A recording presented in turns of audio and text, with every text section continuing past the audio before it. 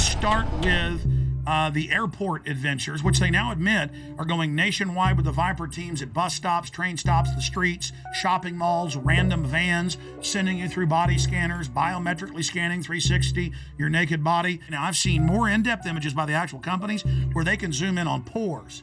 Okay, so they're showing you a low-res image, but totally naked, your family, it's child porn, they don't care. Now, if you take a picture of your 2-year-old daughter in diapers, and this made ABC News and CNN, the children's bottoms weren't even seen, but because the children had towels around them hugging. That was a 3-year-old and 2-year-old. They were arrested. Their children were taken. So that's things that aren't bad are called bad. But then the government recording your naked wife, you, your children, and now they're going in at all major airports, 214, and there people in Houston are being forced through them, but people are refusing and saying, no, you perverts, you're not going to do that. So Aaron Dykes and Rob Dew, back from 6 days of adventure with the police state in Canada and the U.S. Tell us what happened. Well, I got hit up first. This was in D.C. flying to Detroit. Because you got long hair. You get pulled out every time. Some kind of Al-Qaeda. But Aaron was already through security, and I walked through, and they go, "Oh, sir, can you step in here?" And I said, "So what's that?" And they said, "Oh, this is our RFID scanner." And I said, "No, I'm not going in there." And what do you mean? And I said, "I'm not going in there. I said, "I don't agree with that." And they said, "Oh, well, it's voluntary." I said, "Well, good, I'm not doing it." Yeah, but that's like SeaWorld made you thumbprint at first. It was voluntary. Now it's mandatory. It's like dog training. Passengers describe a terror attack and the arrest of a suspect who tried to blow up a plane as it landed at Metro Airport. We heard a loud pop, then a bit of a smoke. It sounded first like a balloon being popped. All of a sudden, heard some screams, and flight attendants ran up and down the aisles, and everything's crazy. People are screaming. There's fire on the plane. There was a lady shouting back, and she was saying things like, "What are you doing? What are you doing?" And at that moment, I was sure I was going to die. And we're learning tonight more about the suspect. Let's get to Fox News' Andrea Isom. She begins our team coverage. She is live at Metropolitan Airport. Andrea? As the hours go on, you are right. We are learning more about the suspect, and quite frankly, the details are chilling. The man, the menace, 23-year-old Abdulmutallab of Nigeria. Mudallah's despicable actions were all on Al-Qaeda's behalf. Sources telling Fox News his instructions were to blow up the plane over U.S. soil. The intelligence community knew about Umar Farouk Abdulmutallab weeks ago and failed to spread word that would have put him on the no-fly list. The father of the suspect in the Christmas incident warned U.S. officials in Africa about his son's extremist views.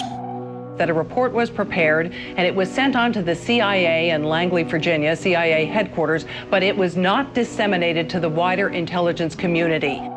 Obviously, when you have a father coming in and talking to the embassy about a son who's radicalized, gives the embassy the passport number, the first thing you would think is a very fast effort to see if the person's got a visa and suspend the visa. One of the things you don't know about is the number of people that we have turned away because their name has been on the watch list or on the no-fly list. Only my mom could, but not me and my dad, because both me and my dad are on the watch list. Tough to believe, but 8 years later, we are still talking about connecting the dots and a failure to communicate. Call for immediate reviews on how this guy got on the plane and how he was able to get some explosives on the plane. So we got a while to go. This is a controlled patsy. Facts are facts. You can have your own opinions, but you can't have your own facts. And we have this same pattern that we've seen again and again. We have these individuals that have very limited mental equipment, but nevertheless they're able to work miracles. In other words, they can do things that a normal person would never be able to do. You'd be arrested, you'd be questioned, you'd be searched, you'd be stopped in some way.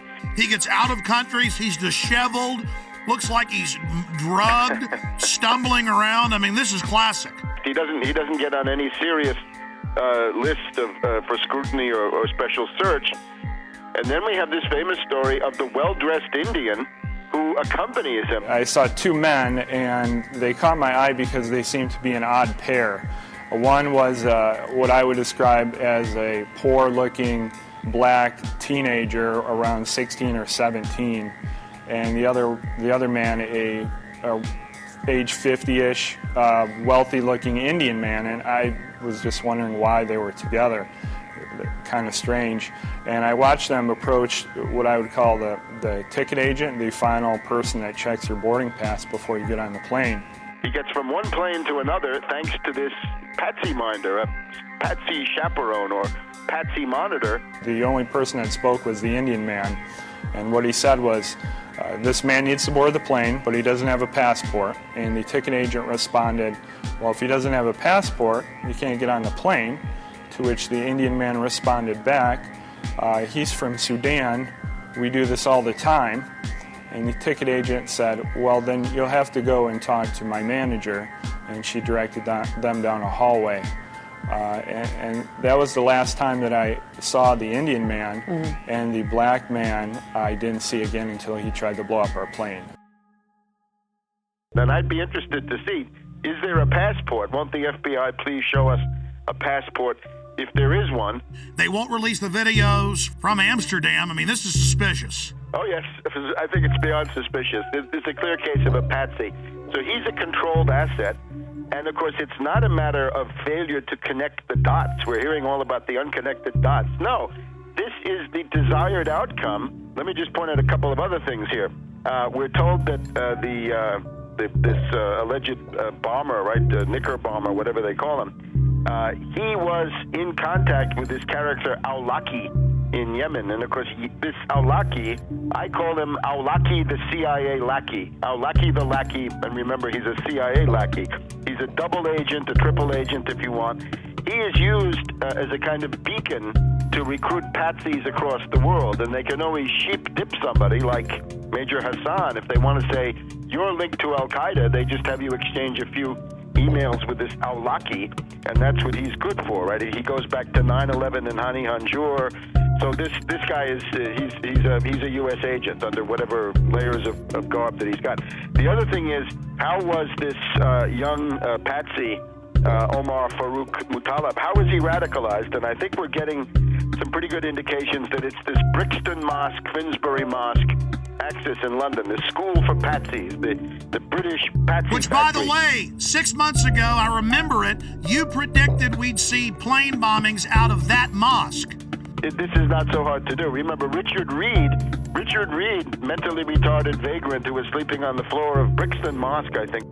He was given the same PETN explosive by somebody, so that's what this Umar Farouk was given then, allegedly, once again in Yemen. So you can see it fits together, and it all comes from these same places. There are reports today that the Christmas Day body bomber met with an American-born radical cleric, Anwar al-Awlaki. He's believed to be living in Yemen, al-Awlaki is. He's not only been linked to al-Qaeda in the past, but he reportedly exchanged emails with the suspected Fort Hood shooter, Nidal Hassan, before that shooting massacre in Texas. I would also point out that the security company at Schiphol Airport is ICTS, which is a Israeli-owned firm. They were the same firm that allowed Richard Reed, the shoe bomber, to board the flight, the American Airlines flight to Miami. Same explosive material was found in his shoes as was found in Mr. Mutallab's underwear. They ignored the threats on purpose. Obviously, this, we had a lot of people sitting at home over the Christmas holidays, families gathered around a television set. Another terror attack, huge problems for travel now. When we talk about screenings at the airport and other protective mechanisms along the way, what should we be doing that clearly we're not? The scanning machines that we currently are beginning to deploy in the U.S. that would give us the ability to see what someone has concealed underneath their clothing. These body scanners are the key with these different psychological syndromes where people serve the abuser. Yeah, because that's what you have to get in as to where this is going. It's not fun. It's degradation. It's the dehumanization of the individual. So really, what they're telling you is not only do you not own your body, you own nothing. You don't even own the patents to your own genes. They're telling you you're a piece of property. What do they do when you first come into a prison? They strip you and do a medical exam to humiliate you. They hose you down in front of the other prisoners, and they'll laugh at you, make jokes about you. When Aaron went through, it was even worse because I was behind him. Yeah, I went through. He told me to go through the scanner, and I said no. He said, why aren't you going to do it? I said, it violates my privacy. And this is what happened. This guy got scared. This guy was physically bigger than me. He was athletic. He started shaking when I said no. You think it doesn't matter to because it's a delusional world. He thought he'd found a real terrorist. Yeah. He was shaking, visibly shaking when I said no. And he tried to trick me to go through it again and told me they were going to body wand me, which they ended up doing. And then he tells me, oh, because I don't like it because it violates my Fourth Amendment, I read too much. Oh, you're one of those who reads too much. And you said he put his hands on you. Oh, yeah. Oh, yeah, he grabbed When I him said just no, like this. he started shaking. He didn't know what to do, and then his first flinch reaction was to grab my arm and try to pull me through the scanner. It was absolutely crazy, and you got women apologizing to the agents. I'm so sorry, I forgot my mascara and my lipstick. And the Fourth Amendment says if you're going to search, you're not only going to have a warrant, you're going to say specifically what you're looking for. But it's not specific. It's liquids, it's lipstick, it could be shoes, it could be... Breaking the will of the people. The real purpose of body scanners, and you scroll down, it shows the Nazis and others strip searching women in World War II. I'll tell you what I would do personally. I would just take photographs of all the mass graves of World War II and the Soviet Union, of all the naked bodies, and have big placards of that. And Genius! And saying, we're not going to end up like this. No, thank you. Great idea, pointing out that they always strip you down before they kill you. I mean, it's a real act of submission. Do you agree with me that this, telling everyone you will be naked body scanned, is a key point in our conditioning and we must resist it? Oh, absolutely, absolutely. It's an ongoing process of personalization, dehumanization, and getting the public to accept the fact that they're nothing but cattle. Once you're on the plane, you're coming into Detroit, what happens next? The pilot comes on the speaker, and he says we have 10 minutes to landing. Flight crew, take your seats and buckle up. A flight attendant walks by my seat, mumbling to herself, something smells like smoke. I looked up. I'm in row 27. I could see smoke coming from row 19, 8 rows up. It wasn't a lot of smoke at that time, and it looked like it was coming from the floor. So I unbuckled my seatbelt, took a few steps up the aisle to get a better look, and then it burst into flames across the floor, the seats, and up the wall to the ceiling. When it burst into flames, people were screaming, fire, fire, terrorists, water, water, water, we need water, somebody get water. Flight attendants were screaming. The pilot comes on the intercom and says emergency landing and starts speeding up. And while this is going on, the terrorist man's being hauled off into the first class area by a couple passengers. We are 5 days into this, and we've not seen any surveillance footage. The media doesn't seem concerned about eyewitnesses seeing a man videotaping the whole flight aimed at this guy. When we first took off, I noticed about 10 seats ahead of us to the left-hand side, he had a camcorder, and I didn't think much of it. I thought maybe this was his first flight and was just excited. And then when the actual incident occurred, I looked up, and he was the only one standing and filming the entire thing. That's obvious, an accomplice or a handler or something. We've got this other guy getting him through security. I mean, any other comments? When we were being detained in Detroit, we were held in an area of the baggage claim area. Then all the passengers from our flight, there was nobody except for some law enforcement personnel. After we had been there for about an hour, all the time with our carry-on bags, 3 bomb-sniffing dogs were brought in. One of them sat down by the bag that was brought in by the man in orange. He had on orange. He appeared to be of Indian or Pakistani or some similar descent, maybe around age 30. He was walked back to a room, not in handcuffs. He went in the door. He was in there approximately an hour. When he came out, he was handcuffed, taken away. An FBI officer came up to the group of the rest of us passengers and said the following, which is not exact, but close. You're being moved to another area. It's not safe here. I'm sure all of you saw what just happened and can figure out why you're being moved. We were taken to a customs area, and they brought bomb dogs in, checked all the luggage with that. Another person was taken aside and handcuffed and brought out, and we were moved into another room for safety reasons, they told us. My story on this has been the same all along, and the FBI now has 5 versions of their story, which I clearly lay out with a time period and with each version, and they're not credible. There is absolutely no excuse for the reason why. Number one, we were left on the plane for 20 minutes, not knowing if there was another bomb there. Number two, security allowing us to take our carry-on bags off the plane, and we stood there with all of our bags together for an hour until the bomb-sniffing dogs arrived. And then, after they found one, well, then we're moved to another area, and now they don't want to talk about the man who was taken away. You were there. They didn't stop him for immigration violations. The dog went over and sat down in front of his bag. The alert for explosives. Right. Exactly. Unless this is a passport-sniffing dog. This is a huge story, one of the biggest out there. The FBI is on this full time. They know what's going on. Why are they being dishonest? And how do we investigate this when the investigators themselves are engaged in clear obstruction of the truth? I don't know how else to take it. It's either utter incompetence or intentionally hiding something, and I don't know how to take it. And still, we're now, 8-9 days into this, and we still haven't seen the Amsterdam footage. Well, and also, why aren't we seeing the video of when he's going through metal detector, passport check, and boarding?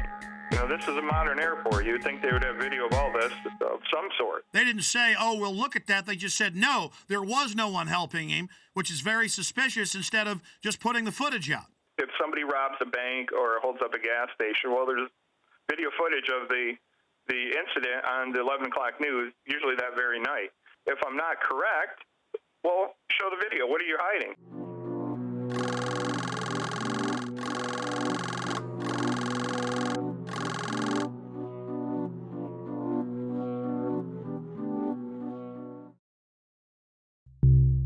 Well, now, Sunday, it came out, 6 days ago, authorities were watching different Nigerian on Christmas Day flights, CNN. What a way to take a huge issue and just kind of put it out there like it's milquetoast. Okay, there was somebody else. Yeah, they did arrest him, but we're not going to talk about it. Kurt, there's a definite cover-up, and you've been vindicated in triplicate. Not only that, but I don't know if you caught the ABC News article that came out over the weekend. There were a couple sentences snuck in the bottom of this article about female suicide bombers. I don't know if you caught this. No, tell us. I'll read it to you word for word. Federal agents also tell ABC News they're attempting to identify a man who passengers said helped Abdulmutallab change planes for Detroit when he landed in Amsterdam from Lagos, Nigeria. Authorities had initially discounted the passenger accounts, but the agents say there is a growing belief the man may have played a role to make sure Abdulmutallab did not get cold feet. Oh my God, you've been vindicated by them on that. But obviously they think the trail's cold now. They have all the surveillance footage. They were involved in a cover-up. Kurt, this is huge. Well, that was my take on it, but unfortunately for ABC News, they buried it in the bottom of a seemingly unrelated article about female suicide bombers heading here from Yemen.